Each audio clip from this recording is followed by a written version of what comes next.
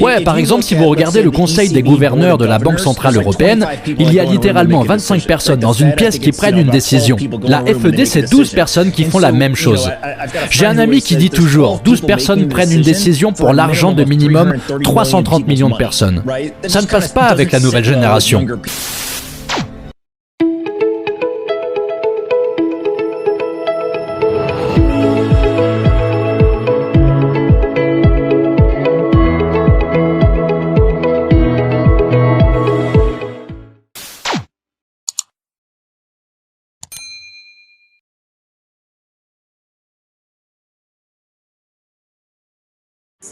Disons que j'ai 200 000 $ à investir.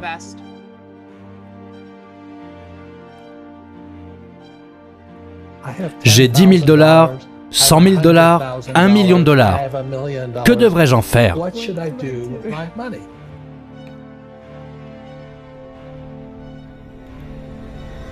Que me recommandez-vous?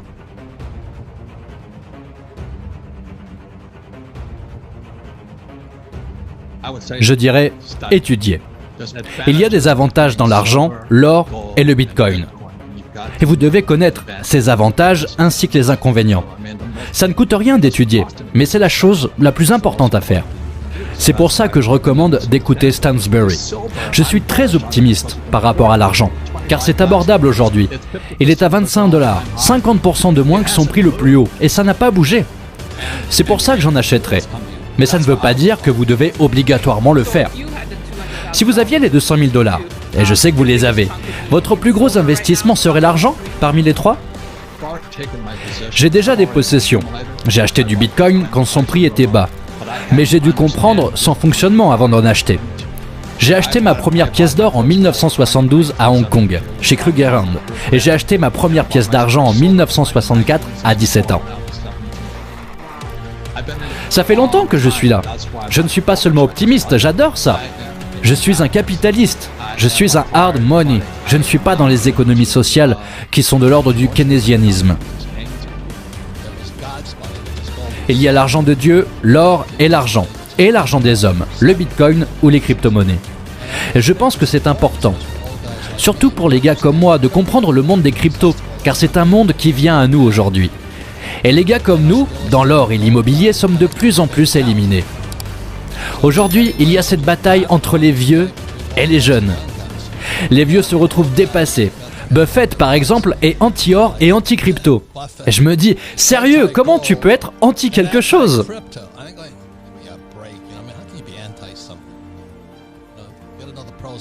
Il faut voir les pour et les contre de chaque chose. Mais il n'a pas à s'en inquiéter, il fait beaucoup d'argent.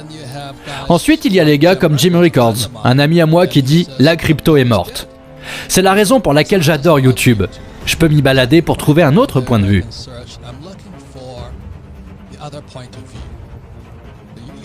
Vous, les jeunes, vous êtes tellement intelligents. Vous êtes loin en ce qui concerne l'éducation financière, mais surtout, vous êtes conscients, alors que les vieux sont plutôt fermés d'esprit sur ce qui concerne votre monde.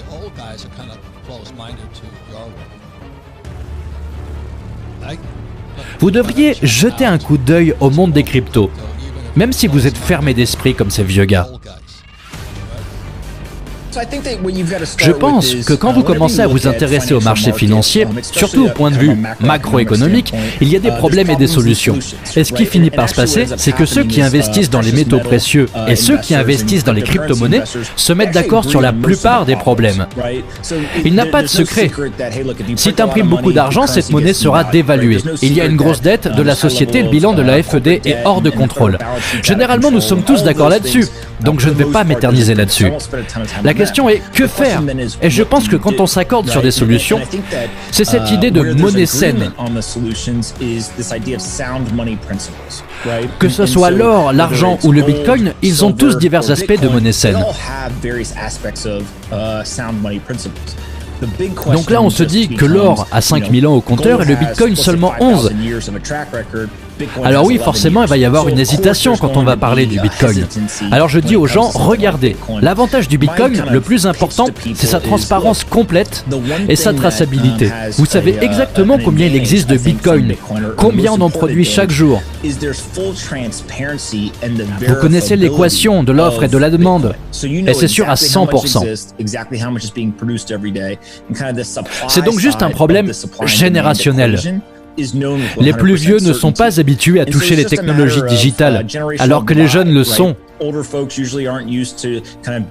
Donc chacun choisit son actif, mais les deux ont ce principe de monnaie saine. Et je pense que les deux s'en sortiront bien à la fin de cette crise économique. C'est pour ça que je me suis converti au Bitcoin. C'est ma raison, et c'est Anthony qui me l'a montré. En même temps, la FED imprime des milliers de millions de dollars. Le Bitcoin se resserre. Le Bitcoin devient plus dur et le dollar plus mou. Est-ce que vous pouvez nous donner plus de détails sur cette distinction?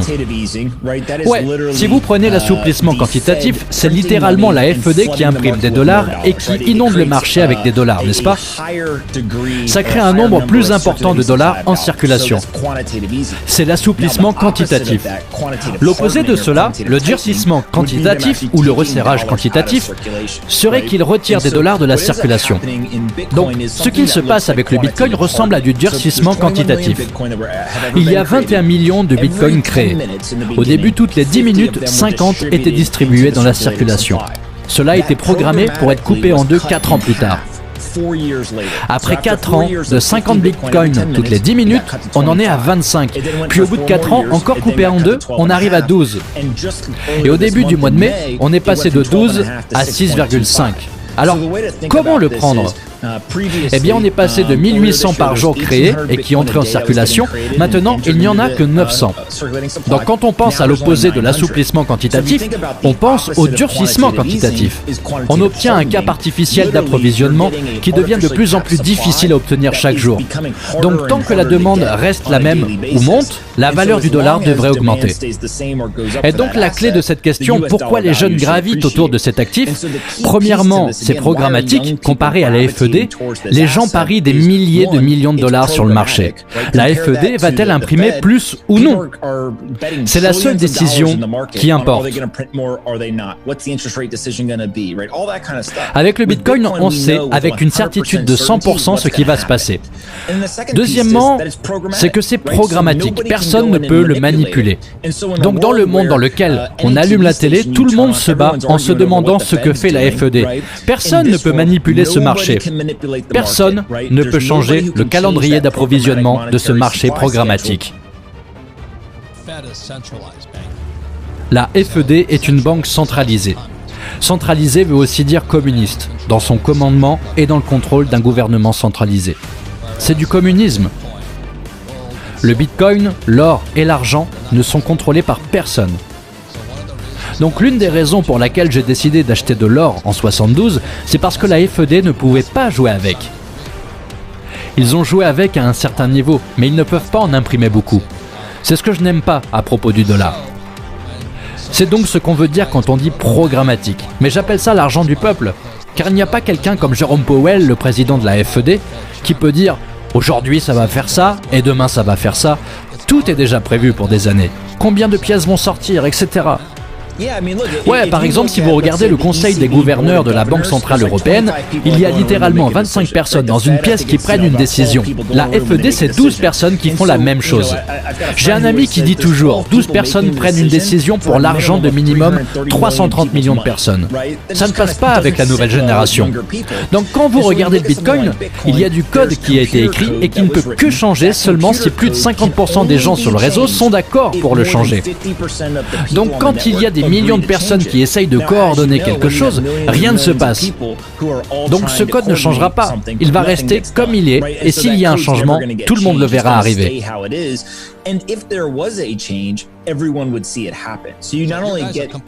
C'est complètement décentralisé.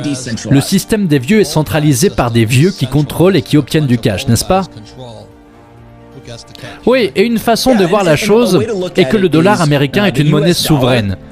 C'est contrôlé par une nation. Chaque nation a sa propre monnaie qu'il manipule à leur guise. On le voit à travers le monde. Tout le monde manipule sa monnaie. Le Bitcoin est la séparation de l'État et de l'argent. C'est la première fois que l'on voit une monnaie plus à l'écart encore que l'or.